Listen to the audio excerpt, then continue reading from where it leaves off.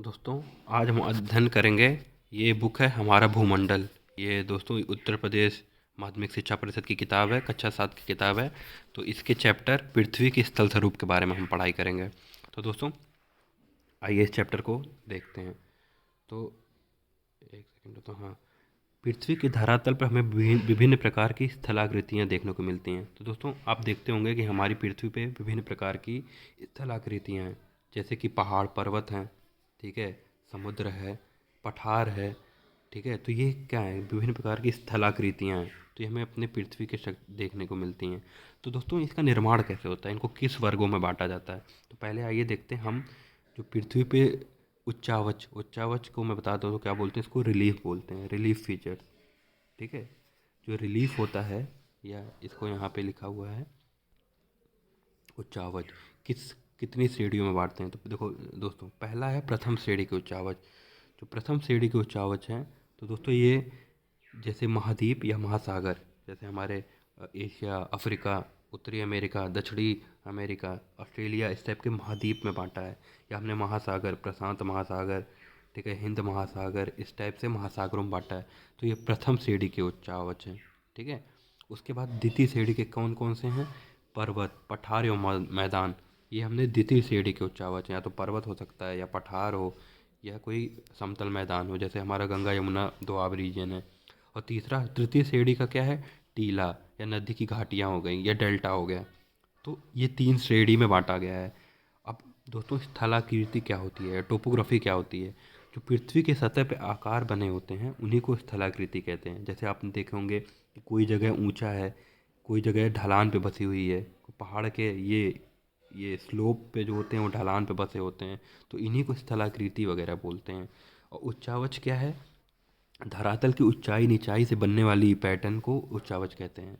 कि पृथ्वी की जो धरातल जहाँ पे ऊंचा है, जैसे आप पहाड़ों के ऊपर देखेंगे, शिखर पे देखेंगे तो ये ऊंचा पे है, ठीक है, या ज़मीन पे देखेंगे तो नीचे है, या समुद्र के नीचे आप देखेंगे तो वो गहरा होता है। तो ये जो ऊंचाई और निचाई की वजह से जो आकृति बनती है उसको उच्चावच या रिलीफ फीचर्स कहते हैं।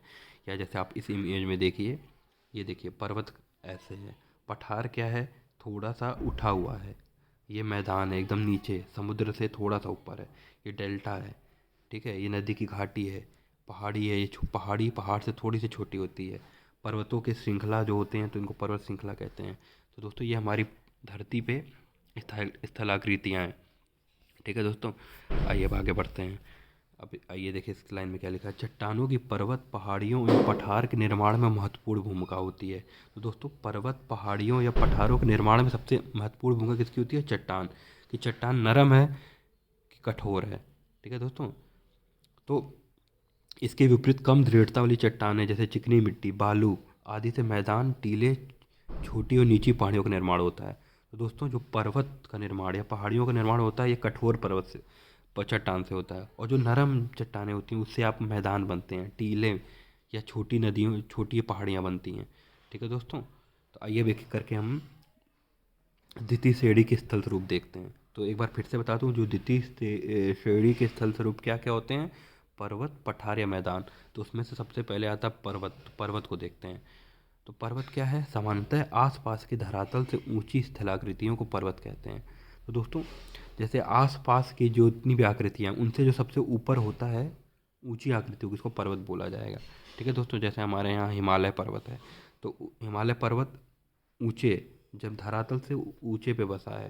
जो धरातल है हमारा ये यूपी पंजाब ये रीजन है, ये मैदानी हिस्सा हो गया, ठीक है।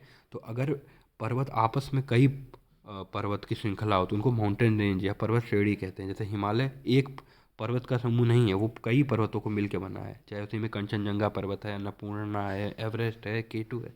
तो ये सब पर्वत की एक श्रृंखला है, उनमें से कोई ज़्यादा बड़ा है कोई छोटा, इस टाइप से बना, ठीक है। आइए अब देखते हैं कि पर्वत बनते कैसे हैं। उत्पत्ति के अनुसार पर्वत को 3 हिस्सों में बांटा जाता है। उत्पत्ति के अनुसार पर्वत 3 प्रकार के होते हैं। दोस्तों, ये चीज़ें एग्जाम में ज़रूर पूछी जाती हैं, तो इसको बहुत ध्यान से समझिएगा। पहला, वलित या मोड़दार पर्वत, इसको फोल्डेड माउंटेन कहते हैं। तो देखिए नाम से क्लियर है, जैसे कि आप कोई चीज़ जैसे मान लीजिए, आप जानते हैं कि पृथ्वी प्लेट्स में बटी होती है, ठीक है। और 2 प्लेट जब आपस में टकराते हैं तो उनके बीच में वाली जो चट्टानें हैं वो ऊपर उठ जाती है, तो दोस्तों इसी को फोल्डेड माउंटेन्स कहते हैं, या मूर्धार या वलित। ठीक है, ये सभी महाद्वीप में पाए जाते हैं। तो इसके एग्जाम्पल्स क्या क्या हैं? हिमालय, हिमालय हमारे भारतीय उपमहाद्वीप में पाया जाता है। Elburz, Alps, Atlas, Drakensberg, Rockies, Andes और ग्रेट डिवाइडिंग रेंज। तो ये सब क्या हैं? ये सब वलित या मूर्धार पर्वत हैं। ठीक है, तो ये आप इनका नाम याद रखिए, एग्ज़ाम में ये पूछ लेता है। दूसरा आता है दोस्तों खंड या भ्रंश पर्वत। तो ये क्या है दोस्तों? अगर कोई जैसे मान ली बहुत विशालकाय चट्टान है, उसमें दरार पड़ जाती है तो कुछ हिस्सा नीचे धंस जाता है, या या ऐसा कुछ हो सकता है कि चट्टानों में आपस में टकराने की वजह से कुछ हिस्सा ऊपर उठ जाता होगा। ठीक है दोस्तों, तो उसको भ्रंश कहते हैं। और भ्रंश पर्वत, एक सेकंड दोस्तों, इसको मैं कुछ चित्र के माध्यम से दिखाता हूँ। और तो दोस्तों जैसे यहाँ पे देखिए, हाँ देखिए एक चट्टान है, ये पूरी एक चट्टान है। चट्टान में मान लीजिए बीच में दरार हो जाता है और ये टुकड़ा बीच का नीचे चला जाता है, तो दोस्तों ये एरिया एक तरीके से भ्रंश घाटी बन जाएगी। और ये दोनों इससे ऊपर रहेंगे, इसलिए ये सब बन जाएंगे भ्रंश पर्वत। या ऐसे हो सकता है कि एक चट्टान है, ये चट्टान है, बीच में फॉल्ट की वजह से ये ऊपर उठ जाए। ठीक है दोस्तों, तो एक ये हो जाएगा फिर तो हमारा ब्लॉक माउंटेन, या ब्लॉक माउंटेन को हिंदी में बोलेंगे भ्रंश पर्वत। जैसे कि एक सेकेंड मैं कुछ बना के आपको दिखा देता हूँ। जैसे मान लीजिए ये है चट्टान, तीन चट्टानों का समूह है, मान लीजिए ये। तो आपस में मान लीजिए यहाँ पे पृथ्वी के अंदर इतने आंतरिक बल लगते हैं, ये एक तरीके से नीचे मान लीजिए आ जाता है। ठीक है, ये वाला ये नीचे चला जाए तो कुछ ऐसा बन जाएगा। ठीक है, तो देखिए देखिए दोस्तों, ये और ये एक तरीके से पर्वत हो जाएंगे, और ये एक तरीके से घाटी बन जाएगी। अब जैसे यहाँ देखते होंगे ऐसे है, ये मतलब नीचे हो गया, और ये, तो ये जो है ये एक भ्रंश घाटी हो गई। क्या हो गई? भ्रंश घाटी। तो हमारी जो नर्मदा नदी का क्षेत्र है वो इसी तरीके से बना हुआ है। आगे आते हैं। तो दोस्तों भारत में नर्मदा नदी, विंध्य, सतपुड़ा पर्वत, ये सब भ्रंश घाटी में बहती हैं नदियाँ। और उसके बाद आते हैं विश्व के प्रमुख भ्रंश पर्वत कौन कौन से हैं। तो दोस्तों वॉर्जेस माउंटेन, या ब्लैक फॉरेस्ट, या सियरा नेवाडा। तो दोस्तों ये सब क्या है? ये सब भ्रंश पर्वत हैं। हमारा जो पश्चिमी घाट क्षेत्र है वो भी भ्रंश पर्वत का प्रमुख एग्जाम्पल है। ठीक है दोस्तों, आइए आगे आते हैं। अब आते हैं ज्वालामुखी माउंटेन या ज्वालामुखी पर्वत। तो ये दोस्तों ये है ज्वालामुखी। तो ज्वालामुखी का ये जो मुख होता है, यहाँ से ज्वालामुखी निकलता है, अरे लावा निकलता है। तो जो लावा मान लीजिए आसपास इकट्ठा हो गया, ऐसे ऐसे ऐसे करके इकट्ठा हो गया। तो जहाँ पे इकट्ठा होता है कई बार उसका इकट्ठा होके उसका जो मुख होता है एक शंकु का शेप ले लेता है, और वो एक पर्वत की तरह बन दिखने लगता है, जैसे आप इस इमेज में देख पा रहे होंगे यहाँ पे। ठीक है दोस्तों, और दुनिया के प्रमुख ज्वालामुखी पर्वत कौन से हैं? मोना लावा, ठीक है, मोना लोवा, ये बताइए किस जगह है?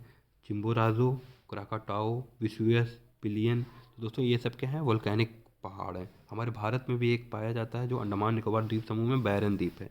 ठीक है, वहाँ पे ज्वालामुखी पर्वत पाए जाते हैं। अब आते हैं दूसरा, पठार। तो पठार क्या होता है? ये पहाड़ पर्वत कितना ऊंचा नहीं होता, पर मैदान से ऊंचा होता है, जैसे पर्वत इतने ऊंचे हैं।